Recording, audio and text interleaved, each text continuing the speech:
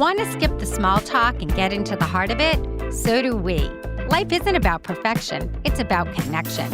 And together, we're building healthy relationships, one conversation at a time. This is Say It Here. Welcome to Say It Here, where it's not about perfection. It's about connection. I'm Judy Franco. And I'm Corie Adjmi. And I'm really excited to have this conversation. Some conversations come with a lot of history, and this is one of them. I actually have sort of a tangential history with our guest today. His name is Governor Jim McGreevey. He is the former governor of New Jersey, and most people remember how his time in office ended very publicly, very painfully, unfortunately leading to his resignation from political office in the wake of an extramarital affair, to his admission that he was gay, then a bitter divorce battle. But that is not where the story stops. After leaving politics, well, kind of leaving politics, because he dipped his toe back in again, he studied for the ministry, which I find fascinating. I want to ask you more about that.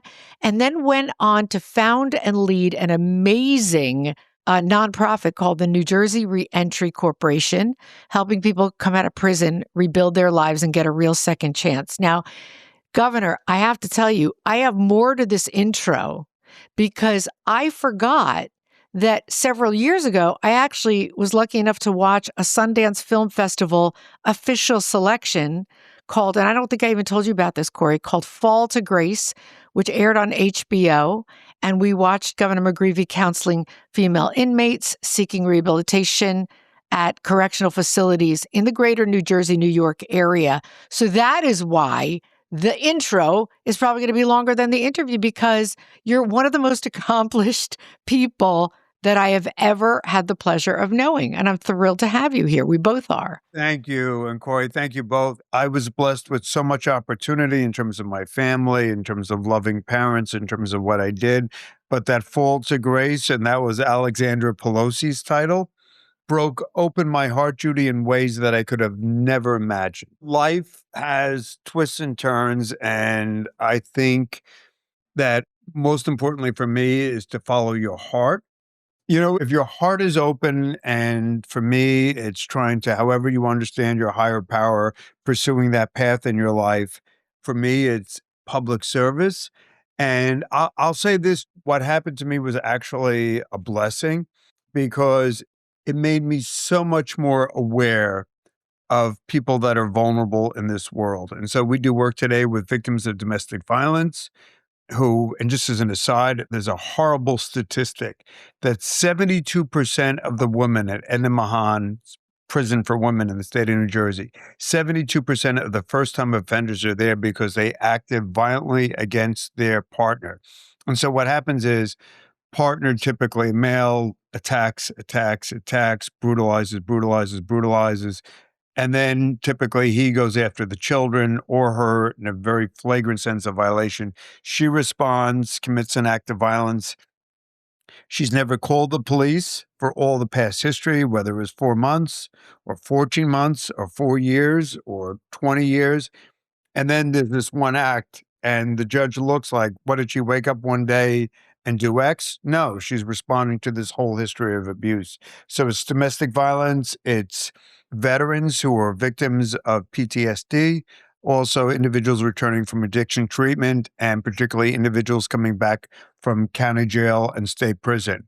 Funny thing is, I always had a very warm feeling in my heart for you. The couple of times that we met, I could see that you were, and everybody told me, oh, he's the best guy, Governor McGreevey. I couldn't even call you Jim because, you know, you were the governor. I had so much respect for you. I'm like, I can't call this guy by his first name.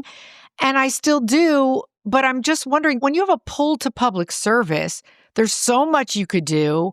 Why this? Like, where did you find this calling? That's a great question. Well, when I was mayor of Woodbridge, I would go into state prison in Avenel or Rahway State Prison. And so I get to know the guys from the lifers groups. But I think it even started early. After I got out of law school, I was an assistant prosecutor. And one of the things that I really relished was trying to talk to people during the course of trial, even people that we were prosecuting, and I would say, all right, like, what are you going to do now? What's the next step? And first you start in juvenile court. And the thing that's really sad, you get kids that are in public housing and there's no opportunity. They're going to do the same damn thing, the same bloody thing. There's no opportunities. The schools might not be good. There's no career track. There's no training. And so you just look at these young kids and you're like, well, what are they going to do? They're going to keep doing the same thing over and over and over again. So I realize at a core level that if you don't have opportunities, and when you're 14 years old or you're 17 years old or 19 years old, and all you lived was in some public housing project, you have no idea what the world looks like. I mean, as we sit here right now today, my daughter's in Rwanda working with women who were the victims of the genocide, and she's going to school and graduate school. I'm so proud of her. But I mean, the point is that for so many young people, there was nobody there to shepherd them. There's no one there to guide them. Right, right.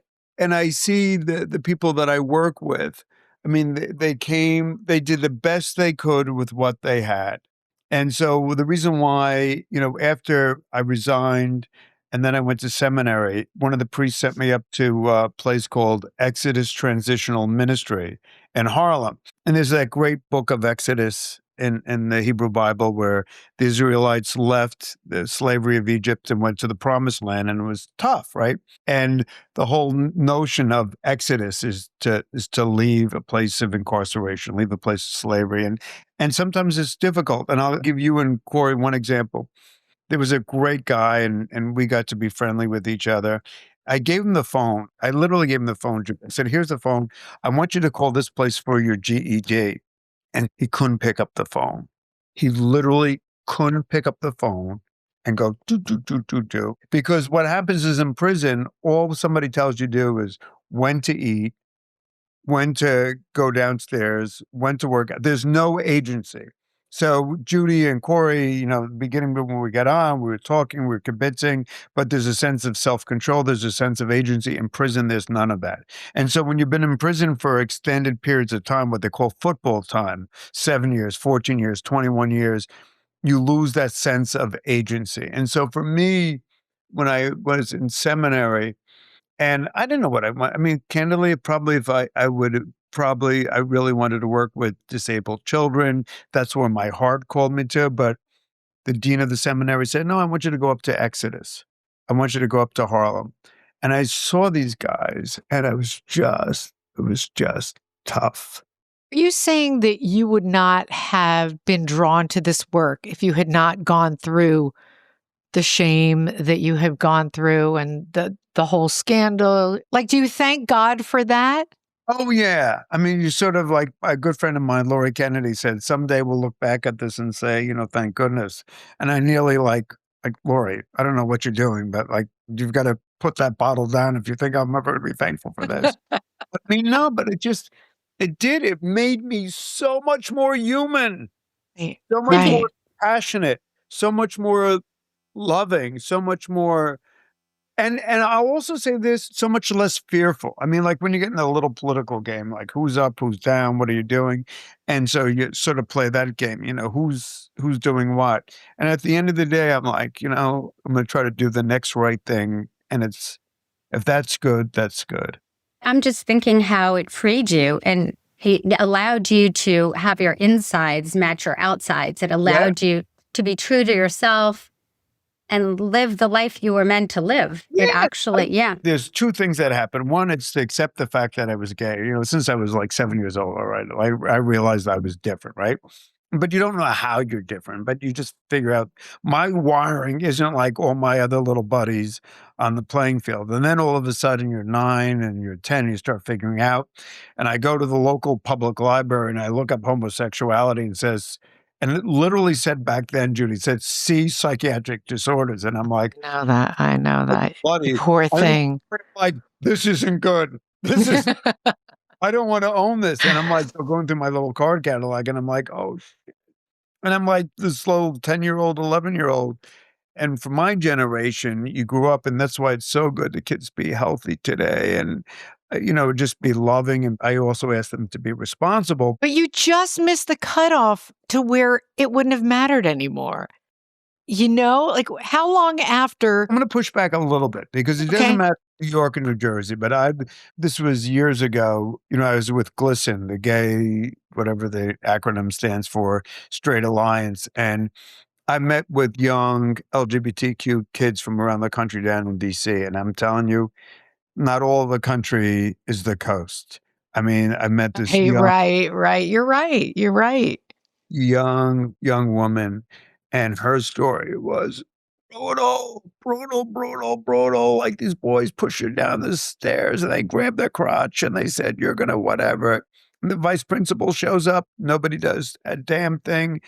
And she was like crying and she said, people said that I should come out. And she goes, on one hand, she was comfortable for being herself. On the other hand, she was suffering like abuse, Right, right. like daily. So I remember going door to door in Iowa, of all places, and I was in Iowa City, which is a college town. People couldn't have been any more kind or thoughtful or good. So it's just, I mean, the whole nation isn't there. But yeah, I certainly missed the cutoff in Jersey. But you stood up there, and to me, I mean, I remember watching that speech on TV and like we knew it was coming because we had some real busybodies in our newsroom who used to figure out everything going on behind the scenes. And just feeling for you, like, why does this public shaming have to happen? Like, why did it have to happen? Was it your decision? Were people pushing you? You couldn't have, is it possible that 10 years later you couldn't have said, all right, listen, guys, I lied about something, but I'm a good governor. I work hard. I'm staying. And I think I think time does reflect that. I think the world has changed, and That's what I'm saying. to go to Corey's point, I mean, attitudes change, the laws change, perspective, and I would have changed. I would have been Right. candidly more free to be who I was and where I was. But I mean, clearly, I was not at that point then. And so I just feel like in what you said in the beginning of the show is that I had the ability to be who and what I am, and it was a blessing. So I don't look back to it and try to figure it out. It's a matter of acceptance and just, living into it. You wrote a memoir called The Confession. And I'm wondering what inspired you. I mean, obviously your real life events, but what in you wanted you to write about the ordeal you had been through? Well, I think the biggest thing was like all these young kids all over America. These young, I don't mean young, these teenagers, boys and girls, and then there were also adults. Like when I did my book tour, I was like blown away. I'm in St. Louis, and adult men are like looking around and saying, "By the way, I'm gay and I've been married for 17 years. I've been whatever." Or a woman come up to me and says, "I'm with my friend, but it's my partner." And so, I mean, it's so funny because I was with a friend and I said, and I was with a friend of mine who happened to be gay. And I said, I wonder if they think we're gay. And he said, well, I don't think they know I'm gay, but the whole world knows you're gay. At that So point, true. I wanted something good to come out of it. And the good was obviously, I mean, it was painful. It was painful for the state. It was painful for my family. In one sense, it was liberating for me. But if there was any good to come out of it, it was just to say, live your truth. Exactly what I was thinking.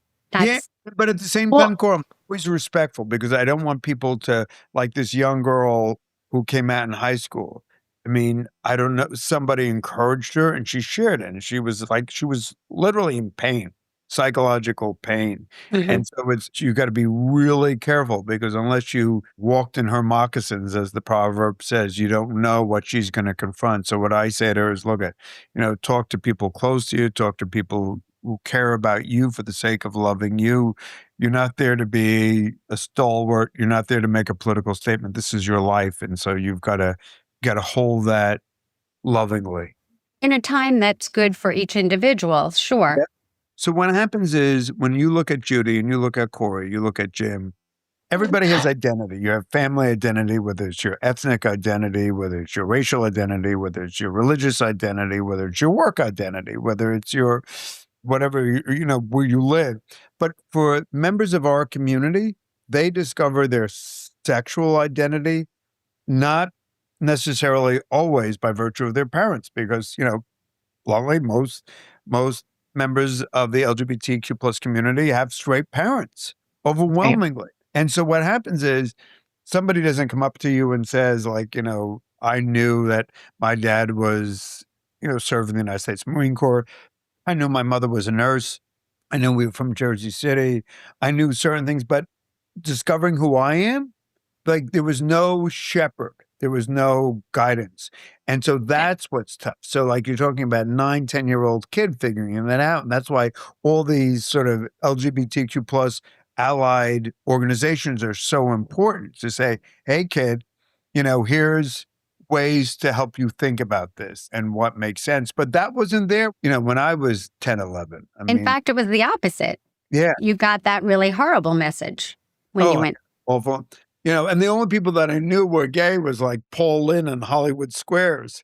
He had a great laugh. Thanks for making me feel so old now, Jim. That was that's a real old reference. So that's why these changes are so good, so that kids can live into their truth in a healthy, balanced way. And that's what's important. I have so many questions.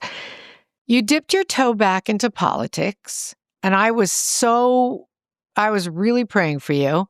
Did some part of you miss the power? What was it that missed politics? Is it just the public service?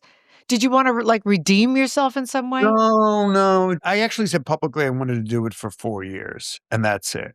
And so, as my Irish grandmother would say, God works in mysterious ways. I love what I do in reentry. I love what I do. I could do this every day of my life until they put me in the earth or whatever my daughters do with me. I mean, I just saw in Jersey City, and this is where my family's from, it's really out of whack because you got downtown, which is really elegant, great restaurants and big, beautiful buildings.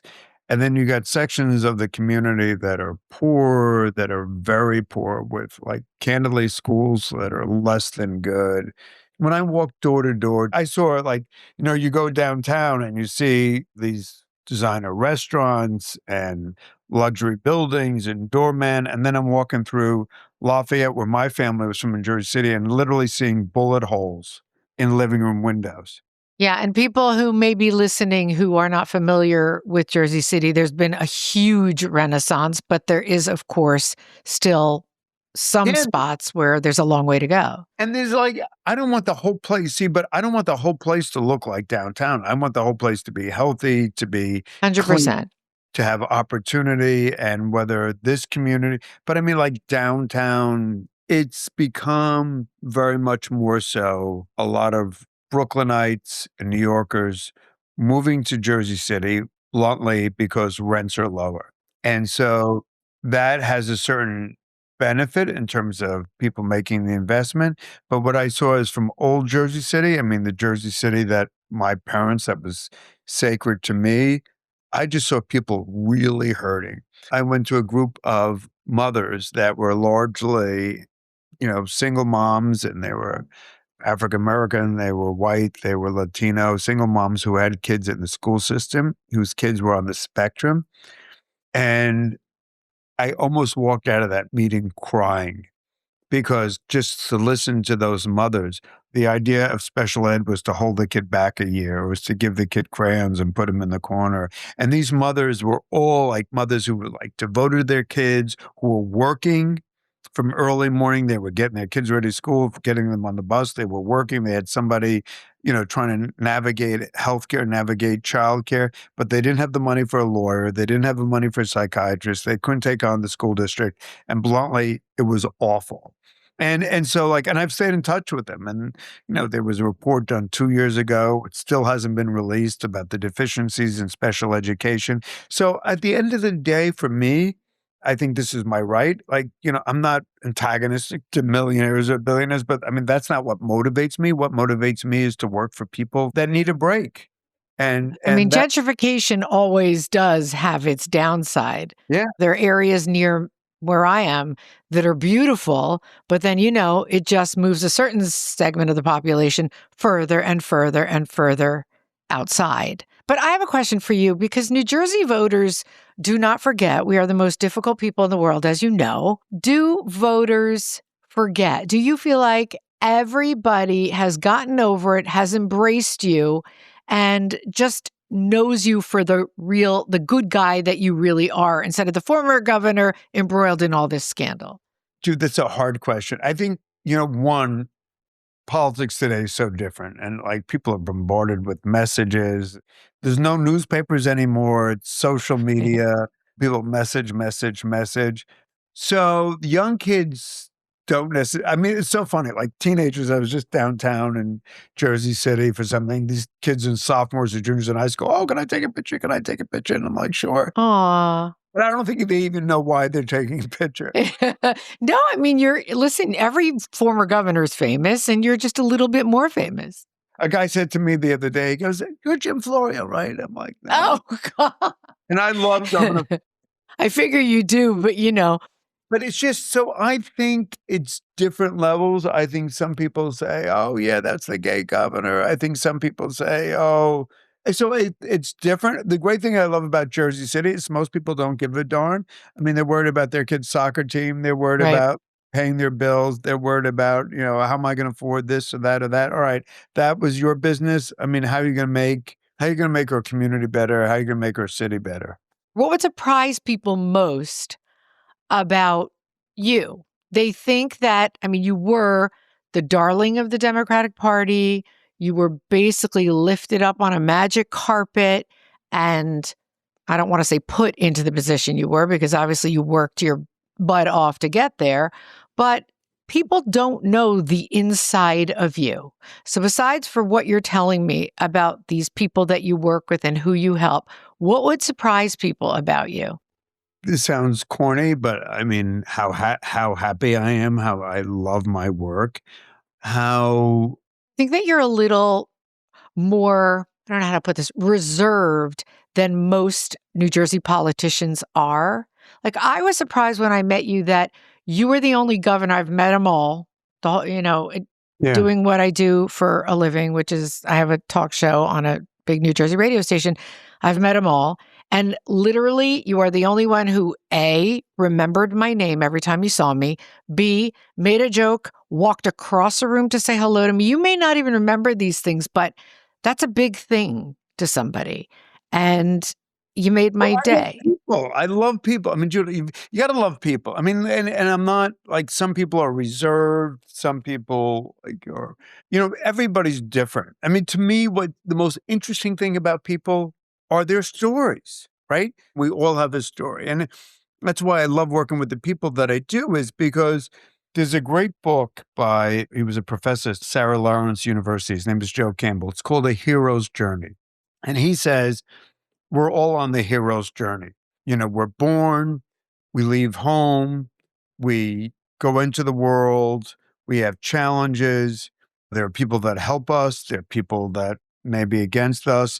We have certain challenges. And he says we cross the abyss, we cross the chasm, we come back and then ultimately come back home. But that metaphor of the hero's journey, it's ultimately about what you give back is what makes you a hero. It's your service. So there's that great quote from Winston Churchill, we make a living by what we get. We make a life by what we give. I love that. Amazing. So I don't know you very well. We just met 20 minutes ago, but you seem very embodied. You seem very in your skin, knowing who you are and really owning that space. Yeah. I wonder what it must have been like for all the years that you were hiding, for all the years that you couldn't stand up how you are now and just be so in your truth. That's a really perceptive question, Cora, because that's so true. And part of American politics, is you project a persona, right? Mm-hmm. And so the interesting thing is that when you're a young gay kid, and I'll never forget this. I was a young kid. I was in Boy Scouts or Cub Scouts. And I was in our little pup tent and I hear these older kids saying, oh, he's a fag, he's a gay, he's whatever. And the kid I was with in the pup tent there, I just ignore them. but I couldn't ignore them because I knew it was true, right? But what I did is, and then when I was like, again, like 11 years old, I swore, like with every fiber of my being, that I was going to be rock'em sock'em, that I was never going to be in a position where I made myself vulnerable to that. And so you almost have a split screen, right? You have a really public persona and then you have a private persona. And then, candidly, like you're not coming out to your family, you're not coming out to your loved ones. So you have a core persona, and then none of it's bluntly necessarily healthy. And so now, like when it's fully integrated, well, then you're in a very different space. But so that's why I love, I spend a lot of time with veterans. I spend a lot of times with folks coming out of prison and jail and addiction. And I've worked with a lot of women that are domestic violence survivors, and they themselves have been incarcerated because they responded, but they wanted to make sure everything looked good, even though they were living in their hell. They wanted to make it look good because they thought, whether it was in their community or their family or their church or whatever it was, and they were living their own hell. And then at some point in time, it just becomes so painful. And Pope Francis said, "Who am I to judge?" The only thing that I'm concerned about is that these women, when they go to court, that we document the history of abuse so that they're protected. And so a judge knows Sally didn't wake up one day and have a bad day, but no, it's like 4 years or 14 years of sustained abuse. But it's having to go back to what Judi said, and you said, of course, it's having the grace to embrace who you are. But it's like easy for me to do as a, middle-aged white guy. But when you're talking about a 9 or 10-year-old kid, even today, whether it's on the playground in New Jersey or it's the playground in Indianapolis, like who knows who's out there? Right. And I think we've Right. come so far, but I want to say, like, I'm so happy. I mean, like, I'll just leave you with, I went down to, I think it was University of Pennsylvania, their college LGBT group invited me down. And like, I expected, to be thinking about coming out, like not one story. Like there were young guys and gals there, like nobody cared. Like, yeah, like we're gay. Like, I'm like, and I like, was coming back home going, like, I had to reorient my thinking because I know for me, that was like a cloud on the horizon that I've got to figure this out. For these young guys and gals, they're all past it. I mean, they were So funny that you're saying that because my son is 26 and he was asking me today. He's always like asking about the podcast. He's like, "Who are you interviewing?" And I'm explaining, and he goes, "But what's the main point of the story?" I said, "Well, it was difficult for him because he was gay and he couldn't tell anybody." He goes, "He was gay? That's boring." You're right. It's a different world. It's boring. He was like, "Why is that newsworthy?" Well, exactly. Like, who cares? But I mean, that's a blessing to his patient, right? Yeah, Absolutely. absolutely. So, really quickly, how can we help your organization if there's something you want to promote, the website or anything like that? How can we get that out to people? So we're on www. It's NJ Reentry. So it's NJREENTRY.org. And I'll tell you what we need. I mean, if it's, we always need feminine hygiene products. We always need underwear. We get a lot of underwear. By the way, we've got some great partners who support us, but we always need socks. We need women's underwear. We always need feminine hygiene products because women, particularly coming out of state prison, have nothing. They have nothing. And so I just want to shout out to Bomba Socks. They give us like 90,000 pairs of socks and underwear, and the women wear it and the men wear it. But we always looking for feminine hygiene products, diapers, especially for young mothers that are coming out of prison. And it's tough though. Like for mothers, I mean, let me just say the guys, when you go to prison and you see men, there are always women waiting to see them. When you go to the women's prison, so often they're by themselves. Oh, I didn't even think of that. That's so true. Then what happens is they're locked in time. This is painful. They're locked in time when they remember their 8-year-old child loving them and hugging them, but they've been in prison now for 2 years or 3 years or 5 years, and that child has developed all new attachments. Like a different kid. And whether it's a family member, whether it's a relative, whether it's somebody, outside the family. And I will tell you, for me, it's really painful. We don't spend time to do family reunification because if you do it right, it's really intensive, but we do a lot of supportive efforts for women in terms of women's healthcare, OBGYN in terms of cardiological care. And we've got a great medical director, Gloria Bachman, who directs the Institute of Women's Medicine at RWJ. And Gloria goes up to the prison, women's prison, every month to meet with those women, to connect them to doctors, et cetera. But it's when they come home, sometimes it's really harsh because for them, the world stopped when they left. But for all of their children, for their family, it's moved on. And that means in many cases, the emotional attachments have moved on. It's incredible. The work you're doing is incredible. And it's the dirty work, that people don't want to do. It's good work. And it's beautiful. But, ask people, 10 volunteers, if they would choose to do what you're doing. It takes a special person. It does. Admit it. No, but no, but thank you. Very kind. But this is important. We've got our conference coming up on April 2nd at St. Peter's University, and it's about trauma. And the other thing that I'll say to you is one of the most negative things for me about prison is really driven by a survival mentality. It's fight or flight, right? Because prison is tough. People are violent. Not so much with the women. You really see the difference between the sexes in terms of the species.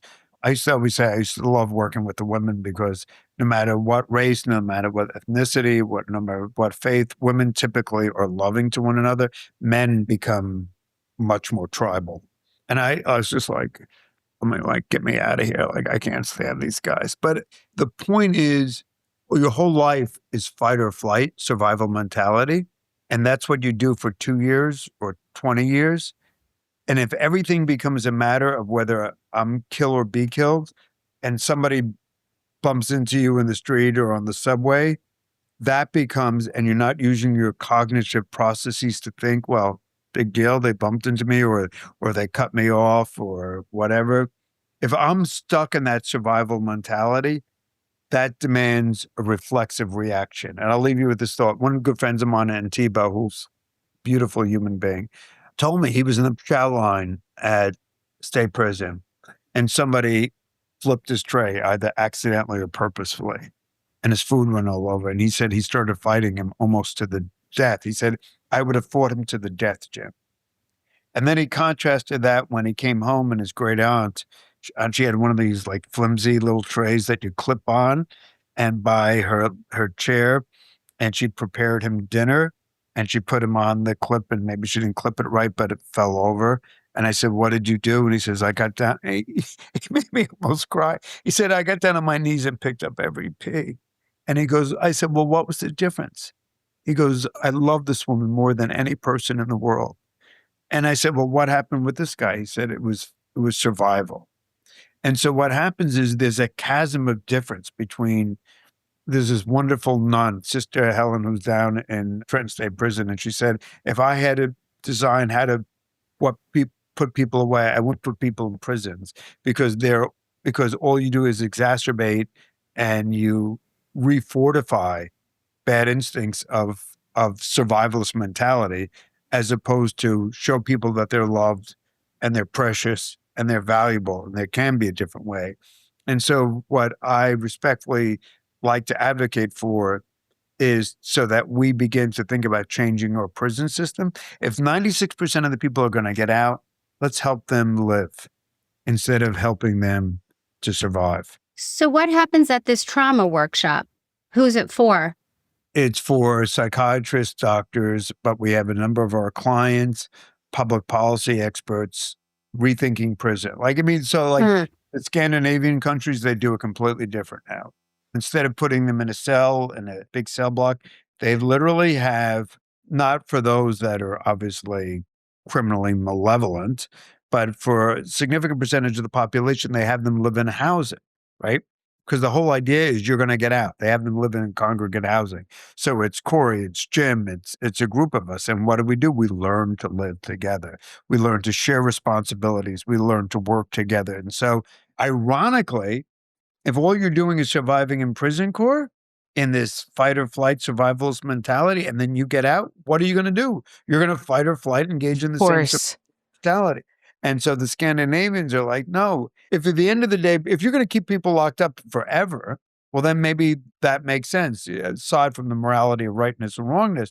But if the goal is ultimately to transition people after they serve the punitive aspect of their sentence, what you should be in the business is of teaching them how to think, teaching them how to live, teaching them it's behavior. And we didn't even talk about gangs, but I mean, if the behavior is all about fight or flight, and that's what you've been doing for 10 years, those lessons, those learned behaviors, those almost instinctual reflexes aren't going to dissipate in 30 days when you're let out of prison. And that should be the point of prison, not just to keep them in there and then let them out. It's actually for the people to learn something and become members of society, upright members of society. Yeah. And I think like overwhelmingly, the vast majority of people will come out and can learn. I mean, there's some people there that are criminally just malevolent individuals, but I think it's a very small percentage of population. I've seen people that are lifers that have turned their life around, that have come out, that are loving, that are married, that they're good and they're productive. But part of prison itself, what does it refortify? And I would respectfully, and I used to be a prosecutor, so I understand you've got priorities, keeping the community safe, keeping right, people of course. safe. As a father, it's safety. That being said, you also have to do what works. And there are a lot of really smart people who say, our recidivism numbers, that is people who go back in, we might think about how we could do this better.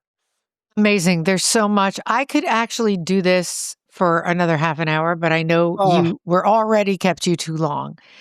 I find it so fascinating and also very, very inspiring, Jim, that there is redemption, there's forgiveness. Even in politics, people can start over and do better.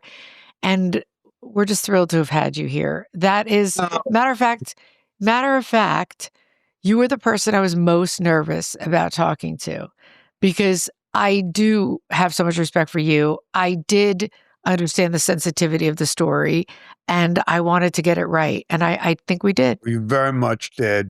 But I want to say thank you. And thank you, everybody, for watching. And all I just asked them is have a sense of compassion, have a sense of decency, and realize we as a country, we as a community, we all share so much in common. If we could have a little more grace, a little more kindness, go a long way to make even a better community. What a wonderful message.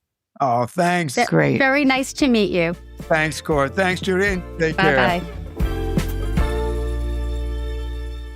That was so amazing, Corie. And it's still unbelievable to me what a nervous wreck I was to have that conversation because, as I mentioned to Governor McGreevey, I respect him so much and I didn't want to just make it all about the salacious details of it. I didn't just want it to be this gossip session about the dirt and the scandal, Oh, it so wasn't. I thought it was a really good conversation about second chances. And I think it's just interesting and makes good sense how he needed to do a second act. And now he's working with people and giving them the opportunity to have a second act. It's just beautiful. So true. I loved every minute of it. So that was fun. So that's our truth. And as always, we like to say it here. So until next time, skip perfection. Choose connection. Thanks so much for listening. If you like what you heard, please follow the show on Apple Podcasts, Spotify, YouTube, or wherever you get your podcasts. And if you feel so inclined, leave us a rating and a 5-star review. It really helps other people find the show. If you want to connect with us more, find us at Say It Here Podcast on Instagram and Facebook. Say It Here is sponsored by Safe Parenting. The show is hosted and executive produced by us, Judi Franco and Corie Adjmi. Production and editing support is done by the team at Resonate Recordings. We'll see you in the next episode.